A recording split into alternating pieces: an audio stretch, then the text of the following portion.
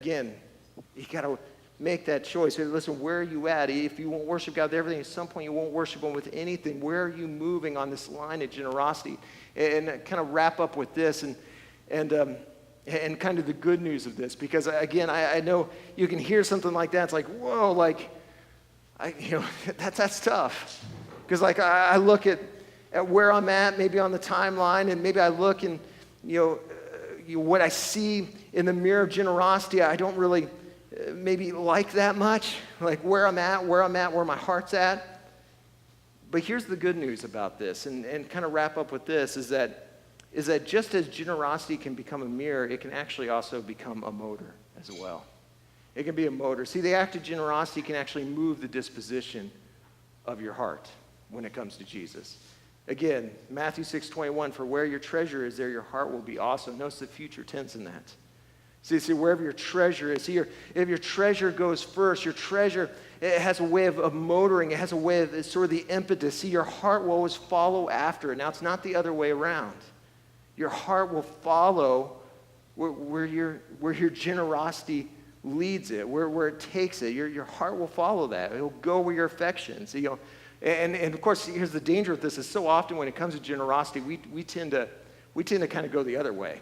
We let our emotions actually follow our emotions. So it's like, I'll give. Okay, I need to be generous. I'll give if I feel like it. Like if I see the PETA commercial and the Sarah McLachlan music again, it's moving, and I start to feel bad for the little dolphin puppies. And we'll respond to this emotion. Our emotions will follow our emotion.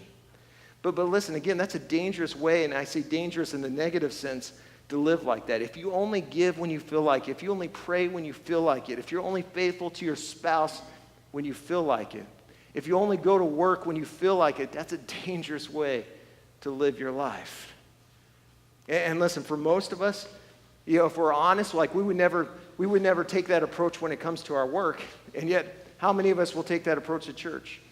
Like you would never sit there and say, well, I'll go to work if I feel like it, but we'll do it with church. It's like, well, I'm just not feeling like it today.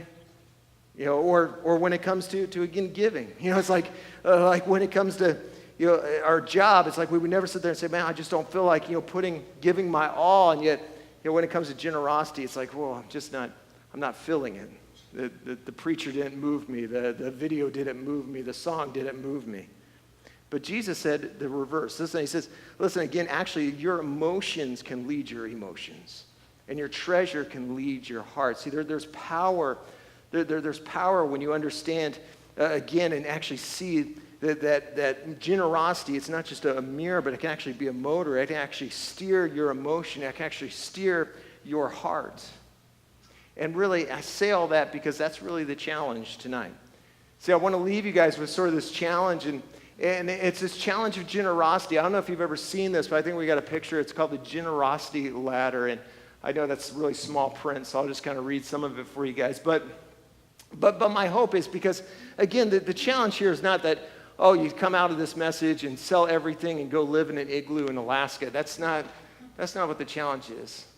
The challenge is, though, is for you to honestly look in the mirror of generosity and really ask yourself, what direction am I going in? Am I moving closer to loving the Lord my God with everything in my life, my time, my talents, my resources? Or am I moving farther away? Because you're going one way or the other. And then my challenge for you is just to simply take a step closer to an all. And especially in this area of giving, this area of generosity, this area when it comes to again, this act of returning the tithe, returning tithes and offerings. And so you'll see this sort of generosity ladder. The first is the initial giver. It's someone who takes their first step of faith to give.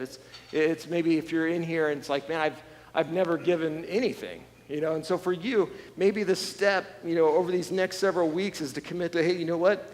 Tonight's going to be my night. Tonight's the first night I'm actually going to return the tithe, or I'm actually going to just give something, and start to take that step closer. Or for you, maybe it's a consistent giver. Maybe for you, you give, but it's so sporadic. And for you, the challenge of taking that step is just to be more consistent with you. with it. For others, maybe it's being a percentage giver. It's actually giving that 10%. Maybe it's a sacrificial giver. For some of you, it's a legacy giver. Maybe God's put it in your heart to give in outrageous, audacious ways like Mary gave. Ways that when people see it or people even hear about it, they're like, that's crazy. Well, why would you ever do that?